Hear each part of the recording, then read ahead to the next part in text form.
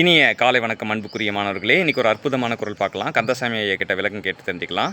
மருந்தாகி தப்பா மரத்தற்றால் செல்வம் பெருந்தகையான் கண்படின்.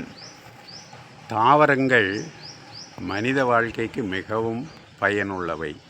தாவரங்கள் இல்லை என்றால் மனித வாழ்க்கையே இல்லை. உணவாக பயன்படுவதோ உணவாக மட்டும் பயன்படுவது அல்லாமல் மருந்துக்கும் பயன்படுகிறது. அவ்வாறு இருக்கின்ற காலத்தில் ஒரு மரம் இருக்கிறது என்றால் அந்த மரத்தினுடைய எல்லா பகுதிகளும் மனிதன் உடல் பிணியை நீக்கும் அருமருந்தாக இருக்கிறது. அந்த மரம் எங்கோ ஒரு மலை உச்சியில் தேடி சென்று கண்டுபிடிக்க முடியாத இடத்தில் இருந்தால் அது பயனற்றது.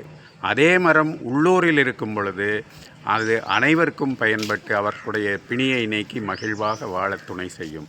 அதுபோன்று பண்புடைய மக்கள் செல்வம் பெற்றிருந்தால் அந்த செல்வத்தை தானும் அனுபவித்து மற்றவர்களுக்கும் பயன்படும்படி வாழச் செய்தால்தான் அந்த செல்வத்தினுடைய பயன் நிறைவடைவதாக இருக்கும்.